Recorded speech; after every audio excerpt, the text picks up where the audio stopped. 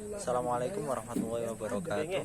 Saya Ahmad Farid Zami dari Prodi Pendidikan Agama Islam ingin mempresentasikan tentang materi yang dikerahkan pada hari ini.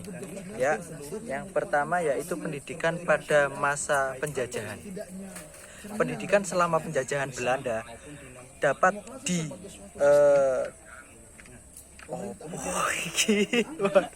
dapat mana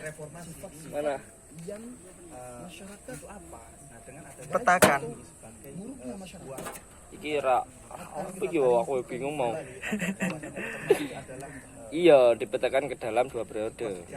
Dipetakan dalam 2 periode. terus ini. Pendidikan pada masa penjajahan. Pendidikan selama penjajahan Belanda dapat dipetakan ke dalam 2 periode besar, yaitu pada masa VOC dan masa pemerintahan Hindia Belanda. Nah, pada masa VOC yang pertama tadi yang merapalkan sebuah kongsi atau perusahaan ataupun dagang. Kondisi pendidikan di Indonesia dapat dikatakan tidak lepas dari maksud dan kepentingan komersial. Secara umum, sistem pendidikan di Indonesia pada masa penjajahan Belanda sejak diterapkannya politik dapat digambarkan sebagai berikut. Yang pertama, A. Pendidikan dasar meliputi jenis sekolah dengan pengantar bahasa Belanda, sekolah dengan pengantar bahasa daerah, dan sekolah peralihan. Itu yang pertama. Yang kedua, poin yang kedua yaitu B. Pendidikan lanjutan yang meliputi pendidikan umum dan pendidikan kejuruan. Politik pendidikan kolonial erat hubungnya dengan politik mereka pada umumnya, suatu politik yang diorientasi oleh golongan yang berkuasa dan tidak didorong oleh nilai-nilai etis dengan maksud untuk membina kematangan politik dan kemerdekaan tanah jalannya. Nah, yang kedua yaitu demokrasi, HAM, civil society dalam bingkai problematika pendidikan nasional. Pengertian demokrasi sendiri yaitu sistem pemerintahan yang diselenggarakan dari rakyat, oleh rakyat, untuk rakyat. Pengertian dari demokrasi sendiri. Nah, sudut pandang dalam bingkai problematika nasional yaitu dari demokrasi, bentuk pemerintahan di mana semua warga negaranya memiliki hak yang sama untuk pengambilan keputusan yang dapat mengubah hidup mereka. Demokrasi mengizinkan warga negara serta baik secara langsung atau melalui perwakilan dalam perumusan pengembangan dalam pembuatan hukum. Demokrasi mencakup kondisi sosial, ekonomi, dan budaya yang memungkinkan adanya praktik dan prosedurnya. Yang pertama, pra kemerdekaan. Nah, yang kedua, HAM. HAM sendiri yaitu hak dasar yang dibawa manusia sejak lahir sebagai anugerah Tuhan. Maka perlu dipahami, HAM tidaklah bersumber dari negara dan hukum. Jadi, HAM itu bawaan dari manusia sendiri dari sejak lahir. Problematika pendidikan nasional tentang mengenai HAM. Pelayanan pendidikan secara adil dan merata bagi setiap warga negara dilakukan melalui pendekatan sistem pendidikan persekolahan dan luar sekolah. Hal ini dimaksudkan agar setiap warga negara yang tidak memiliki kesempatan atau keterbatasan jarak, waktu, dan usia, dan tidak mampu secara ekonomis untuk mengikuti pendidikan jalur sekolah. Walaupun pada kenyataannya penerapan ini masih kurang berjalan dengan baik, tapi pemerintah sudah berjuang semaksimal mungkin agar mencapai tujuannya.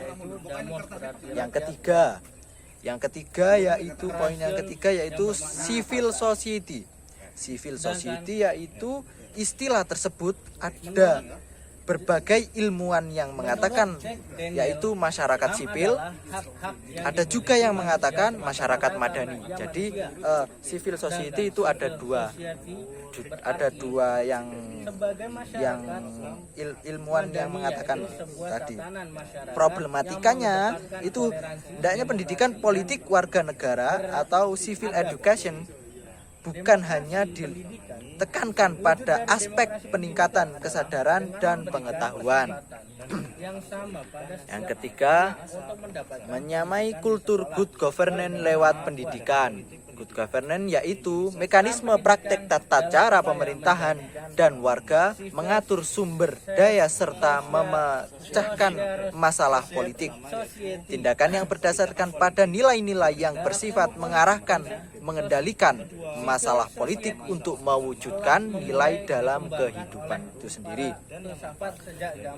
Perwujudan good governance yaitu yang pertama partisipasi, yang kedua penegakan hukum, yang ketiga transparansi, nomor keempat responsif, 5 konsensus, 6 kesetaraan, 7 efektivitas, 8 akuntabilitas, 9 visi strategi. Nah, selanjutnya pendidikan. Pendidikan sendiri merupakan kultur yang berkembang dari masyarakat untuk mendukung good governance atau pendidikan kebudayaan satu kesatuan. Pendidikan harus melakukan reorientasi dan berusaha menerapkan paradigma baru bertujuan untuk membentuk masyarakat yang demokratis dan berpegang pada nilai civility atau keadaban. Nilai-nilai kembangan pendidikan untuk menciptakan good governance adalah demokrasi. Nilai demokrasi itu sendiri yaitu pendidikan mengemban misi menghidupkan nilai-nilai demokrasi dan nilai-nilai kemanusiaan yang bermartabat. Nilai-nilai yang kedua yaitu nilai moral. Nilai moral yaitu good governance tidak dapat dicapai bila SD tidak memiliki moral yang baik. Maka dari itu pendidikan menanamkan nilai menjadi kepribadian masyarakat India Anda. Nomor 3 yang nilai terakhir yaitu berpikir kreatif dan kritis. Pendidikan diharapkan menumbuhkan sikap kritis masyarakat dan pemerintahan untuk menciptakan kontrol baik balance. Pendidikan meletakkan pemimpin yang kreatif dan kritis dan produktif. Sekian dari saya, kurang lebihnya. Wassalamualaikum warahmatullahi wabarakatuh.